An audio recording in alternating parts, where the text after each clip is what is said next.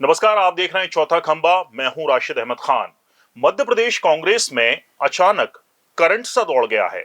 सक्रियता बढ़ गई है, चाहे वो किसानों का मुद्दा हो या फिर राहुल गांधी के खिलाफ भाजपा नेताओं की बयानबाजी के खिलाफ एफआईआर दर्ज कराना हो। कांग्रेस की वर्तमान स्थिति और भविष्य की रणनीति पर चर्चा के लिए हमारे साथ मौजूद हैं कांग्रेस के मुख्य प्रवक्ता अजीत सिंह भदौरिया जी। नमस्कार अजीत जी, बहुत स्वागत है आपका। जी। सर, आपसे सबसे पहला सवाल मेरा यही है कि कांग्रेस जो मुद्दे उठा रही है, आज किसानों को लेकर उन्होंने कांग्रेस ने पूरे प्रदेश में प्रदर्शन किया है, ट्रैक्टर रैली निकाली है। किन मुद्दों को लेकर जो कांग्रेस है वो प्रदर्शन कर रही है और अगली रणनीति क्या होगी उसमें? देखिए राशिद भाई, कांग्रेस पार्टी जब से जीतू पटवारी जी प्रदेश अध्यक्ष बने हैं, जी नई सरकार आई है, मोहन सरकार, जी उस समय से आप देखेंगे कि आदरणीय जीतू पटवारी जी के नेतृत्व में पूरे मध्य प्रदेश में कांग्रेस पार्टी अनुसूचित जाति जनजाति जिन लोगों के ऊपर अत्याचार हो रहा है, जी चाहे वो किसानों के साथ अन्याय हो, जी महिलाओं के साथ बलात्कार की घटना हो, आदिवासी भाई बहनों के साथ दुर्व्यवहार की बात हो, इन सबको लेके कांग्रेस पार्टी पूरे मध्य प्रदेश में जहां भी घटनाक्रम घटित हो रहे हैं जी वहां जाके आंदोलन कर रही है, सरकार को जगाने का चेताने का काम कर रही है। जी आज जो आंदोलन है वो किसान आंदोलन है। जी किसानों के लिए मध्य प्रदेश के हर जिले में जी ट्रैक्टर रैली निकाल रही है, किसानों की आवाज बुलंद कर रही है कि भारतीय जनता पार्टी, चाहे वो पूर्व मुख्यमंत्री शिवराज सिंह जी हो, जी जो कि वर्तमान में केंद्रीय कृषि मंत्री या वर्तमान में मोहन यादव जी मुख्यमंत्री जी हैं, जी उन्होंने जो छलावा मध्य प्रदेश के किसानों के साथ किया। आज आप देखेंगे कि कांग्रेस पार्टी मांग करती कि सोयाबीन का दाम 6,000 रुपए करो। जी 6,000 रुपए सोयाबीन आज से 8-10 साल पहले बिका। जी आज आप उसको जैसे तैसे कांग्रेस के दबाव में 4800 रुपए आपने समर्थन मूल्य कर दिया। कांग्रेस पार्टी मांग करती चली आ रही है कि गेहूं का समर्थन मूल्य आप 2700 रुपए करिए, धान का समर्थन मूल्य 3100 रुपए करिए। आज आप सिर्फ और सिर्फ जुमला देती है भारतीय जनता पार्टी की सरकार है कि हमने किसानों की आमदनी दुगना कर दी, जबकि किसान की हालत ये है कि एक किसान 27 रुपए कमा रहा है, जी मात्र 27 रुपए उसकी कमाई है, और जबकि उसका खर्चा दुगने से तिगना खर्चा हो चुका है। खेती जो लाभ का व्यवसाय सिर्फ और सिर्फ बड़े लोगों के लिए और शिवराज सिंह जी जैसों के लिए लाभ का व्यवसाय बन गया, किसान के लिए उसका मरने का व्यवसाय बन गया। उसकी लागत तक नहीं निकल पा रही। मध्य प्रदेश में इतने किसान आत्महत्या कर रहे हैं। तो कांग्रेस पार्टी जब जब प्रदेश के जनमानस के साथ भारतीय जनता पार्टी की सरकार छलावा करेगी, कांग्रेस पार्टी आदरणीय जीतू पटवारी जी के नेतृत्व में और पूरे वरिष्ठ नेतृत्व के संरक्षण में कंधे से कंधा मिला के उस जनमानस के साथ खड़ा रहेगा। जी अजीत जी, मैं पिछले कई सालों से पत्रकारिता में हूं और मैंने भी जो अनुभव किया है, कांग्रेस पार्टी अ, विधानसभा चुनाव हो या लोकल इलेक्शन हो, उसके इतर बहुत सक्रिय नहीं दिखती थी। पहली बार ऐसा दिख रहा है कि जो आम लोगों के मुद्दे हैं, किसानों के मुद्दे हैं, वो पार्टी उठा रही है और कोई अभी इलेक्शन नहीं है, इसके बावजूद पार्टी सक्रिय है। देखिए, आदरणीय राहुल जी की मंशा है। जी राहुल जी ने बिल्कुल पूरी कांग्रेस पार्टी को, आदरणीय मल्लिकार्जुन खड़गे जी जो हमारे राष्ट्रीय अध्यक्ष हैं, जी ये लीडरशिप ने पूरे कांग्रेस पार्टी को निर्देश दिए हैं देश में जी कि चाहे चुनाव हो ना हो, आपको जनता के कंधे से कंधा मिला के लड़ाई लड़ना है। जी इसी मंशा के अनुरूप उन्होंने मध्य प्रदेश में युवा नेतृत्व दिया आदरणीय जीतू पटवारी जी के रूप में। जी जीतू पटवारी जी राहुल जी की मंशा के अनुरूप उनकी मंशा को प्रदेश में क्रियान्वयन कर रहे हैं। चुनावी राजनीति कांग्रेस पार्टी करती नहीं है कि जी चुनाव के लिए धार्मिक मुद्दों को उठाना, चुनाव के लिए घोषणाबाजी करना, जुमलेबाजी, ये भारतीय जनता पार्टी का सगल है। कांग्रेस पार्टी तो जनमानस के साथ है, उसके विकास के साथ कांग्रेस पार्टी काम करती है। अजीत जी, राहुल गांधी को केंद्रीय मंत्री हैं, उन्होंने आतंकवादी कहा, पूरी कांग्रेस सक्रिय हो गई। दिग्विजय सिंह जी को भी कई भाजपाई, एक बार नहीं कई बार जो है आतंकवादी और आतंकवादियों के जो हैं वो सपोर्टर्स कह चुके हैं। पार्टी लेकिन सक्रिय नहीं हुई। देखिए आदरणीय राशिद भाई, ये बड़ा दुर्भाग्य का विषय है इस जी पूरे लोकतंत्र के लिए, जी इस देश के लोकतंत्र के लिए। आप देखेंगे 2013 से पहले ऐसा माहौल नहीं था इस जी देश में, इस जी देश की राजनीति में नहीं था। जी अटल बिहारी जी भी और लाल कृष्ण आडवाणी जी भी नेता थे। उन्होंने खुलेआम जब पाकिस्तान के 2 टुकड़े किए तो आदरणीय इंदिरा जी को दुर्गा का स्वरूप बताया था भरी संसद में। जी। राजीव जी ने अटल जी को विदेश भेजा था उनके घुटनों के प्रत्यारोपण के लिए। तो ऐसा कभी कटुता वैमनस्यता की बात नहीं आई।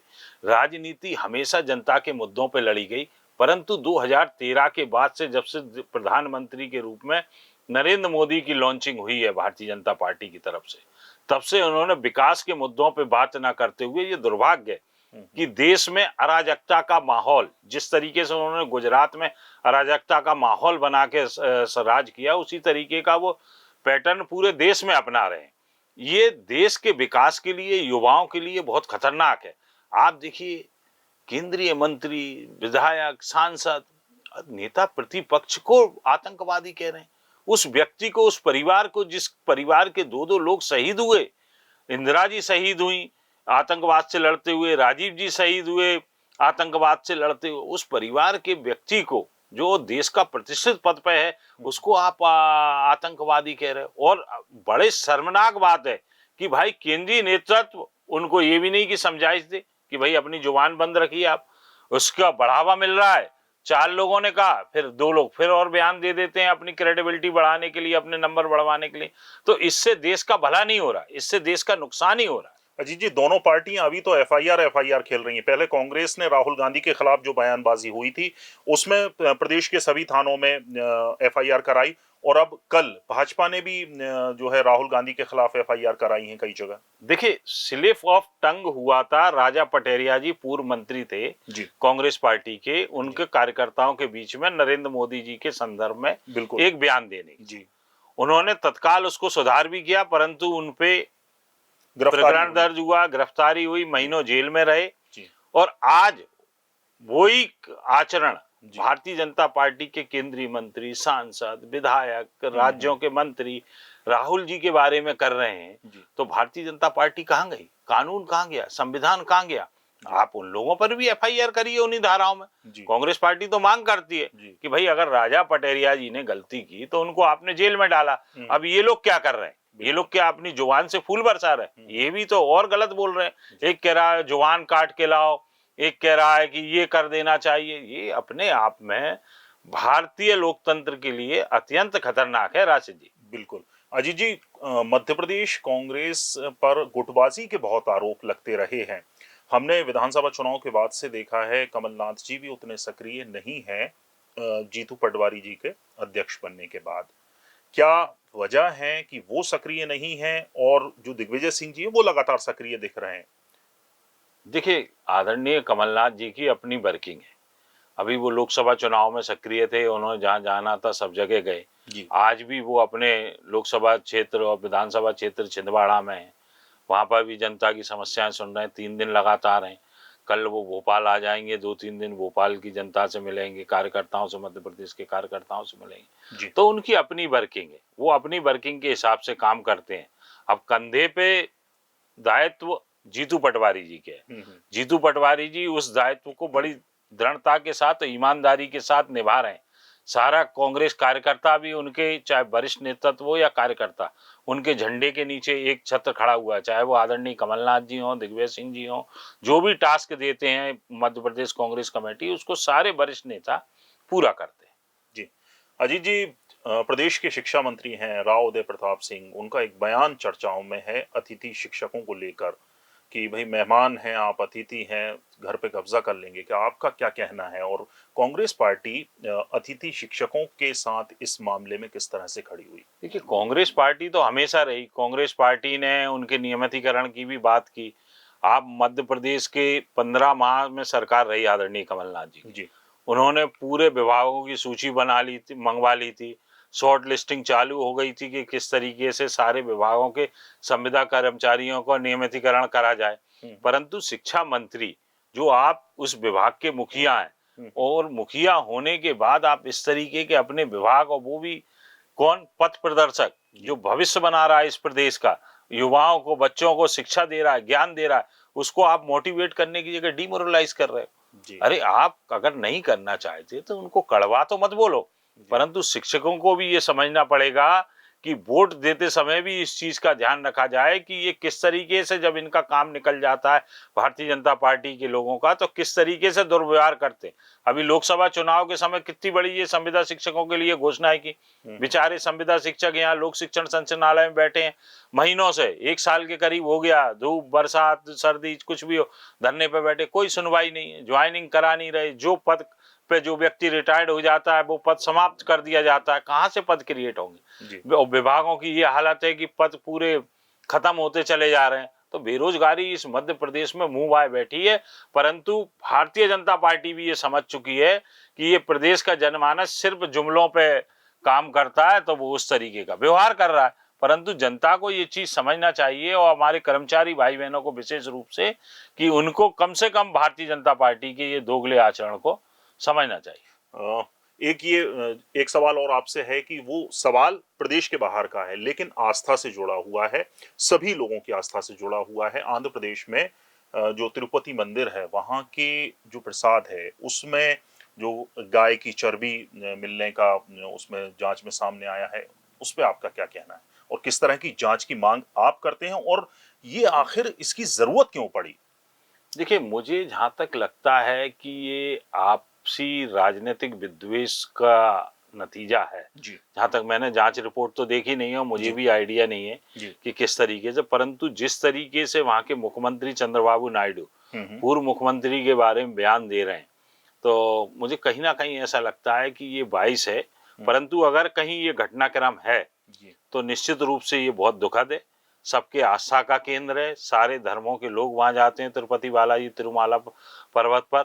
वहां जाके अगर इस तरीके की घटनाक्रम हुआ तो ये देश के लिए अत्यंत दुखद है। एक आखिरी सवाल अजीत जी आपसे यही होगा, एक आम इंसान के तौर पर, मैं भी एक आम आदमी हूँ, जब हम कांग्रेस की बात करते हैं, कांग्रेस के जो नेता हैं कई बार ऐसे कुछ बयान दे देते हैं जिसको आम आदमी भी ये समझता है कि इसकी जरूरत नहीं थी, इससे नुकसान पार्टी का ही होगा। आपका क्या कहना है? देखिए, ये बात मैं आपकी सहमत हूँ। कई बार जो विवादास्पद मुद्दे हैं उनसे बचना चाहिए जी। किसी भी दल का व्यक्ति हो, परंतु कई बार राशिद भाई आवश्यकता भी हो जाती है कि अपना पार्टी को स्टैंड किसी मुद्दे पे रखना पड़ता है। जी। कई बार आभा मंडल कुछ और प्रस्तुत किया जाता है जी। मीडिया के द्वारा या सोशल मीडिया के माध्यम से या सामाजिक रूप से दूसरे लोगों के द्वारा, परंतु उसकी हकीकत दूसरी होती है। तो वो दबा कुचला जो व्यक्तित्व है उसकी भी तो आवाज उठाने की जिम्मेदारी कांग्रेस पार्टी की है, जो हमेशा से करती चली आई। तो कांग्रेस पार्टी वो आवाज उठाती है, कई लोगों को हो सकता है वो चीज बुरी लगती हो, परंतु अंत में जाके उसका परिणाम यही आता है कि वो जो कांग्रेस पार्टी बात कर रही वो कितना भी समय हो जाए पर लोगों को समझ में आता है कि ये सही बात कांग्रेस पार्टी ने की थी। चलिए, बहुत बहुत शुक्रिया हमारे साथ बातचीत करने के लिए और इतने महत्वपूर्ण विषयों पर अपनी बात रखने के लिए।